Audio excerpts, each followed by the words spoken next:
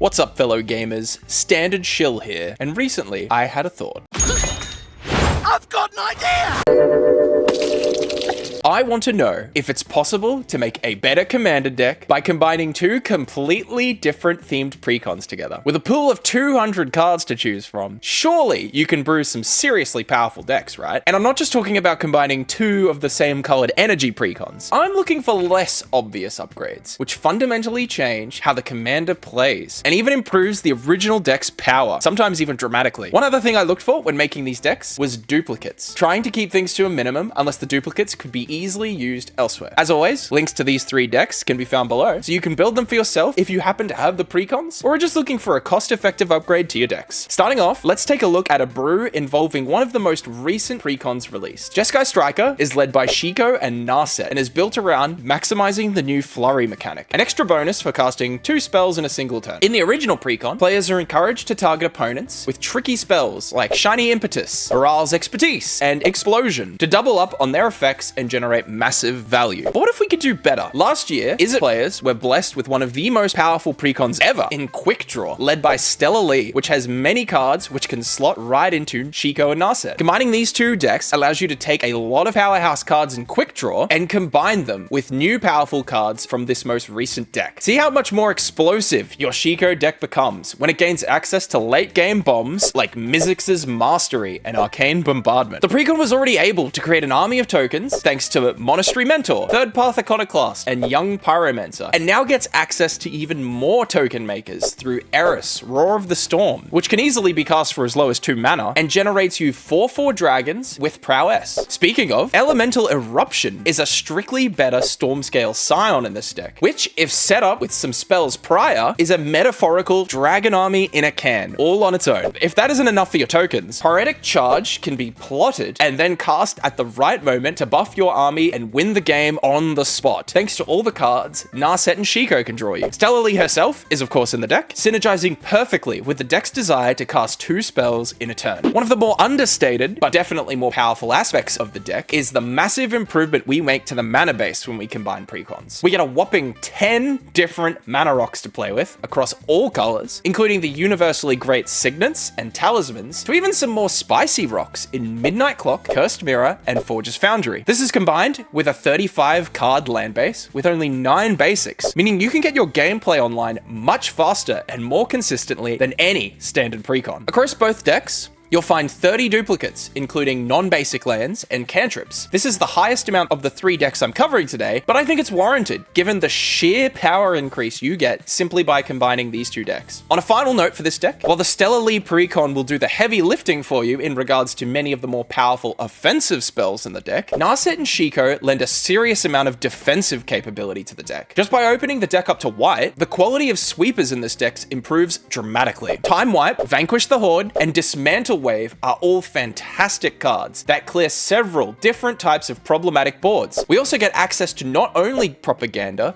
but also Ghostly Prison, giving you time to get to those explosive finishes I mentioned earlier. Having said that, there's still some of the brand new cards in the Jeskai precon, such as Will of the Jeskai and Tempest Technique, that you can count on to also be offensive powerhouses. All in all, if you're the proud owner of one of these decks, looking for a more budget-friendly upgrade, I'd be seriously considering the other of these 2 decks to be a powerful enhancement to your already seriously good deck out of the box. Next up, I've taken a popular Bloomburrow precon and combined it with a much less seen precon to make a new powerful type of deck that will outdraw and outcompete your opponents. Peace Offering and Deep Clue Sea are 2 very different types of Bant decks that, on closer inspection, actually have a lot of hidden synergy with each other. Mr. Foxglove is the alternate commander of Peace Offering and cares about having a large hand, allowing you to cheat in a powerful creature should your hand be bigger than your opponent. We can combine this with Deep Clue Sea, a deck all about drawing cards via clues, to create a powerful 3-color deck that continually draws cards and plays massive threats. Lacking those massive threats was actually one of the key weaknesses previously holding Mr. Foxglove back, which is why the first cards we add to this combined deck are the massive haymakers Deep Clue Sea has, including Essex, Fractal Bloom, Tangle Grove Kelp, and the infamous Coma Cosmos Serpent, which which, if unanswered, can single-handedly run away with games on its own. Like the previous precon combo we covered, our ability to ramp is also improving dramatically. With 10 mana rocks, as well as Cultivate, Farseek, and Temp with Discovery, we can make sure that we have the mana to hardcast our threats from our hand too. We can also use this mana on clue tokens to now have a very efficient way to draw cards without having to spend cards. With all these extra cards we're drawing, Body of Knowledge becomes a very real threat, and 20-Toed Toad and Triskaidekaphile are now more likely than ever to win you the game on the spot with their hand requirements. It's much easier to get 13 and 20 cards in your hand with this kind of build. Speaking of, Psychosis Crawler, Chasm Skulker, and Nadir Kraken all can turn into must-answer threats from our mass card draw.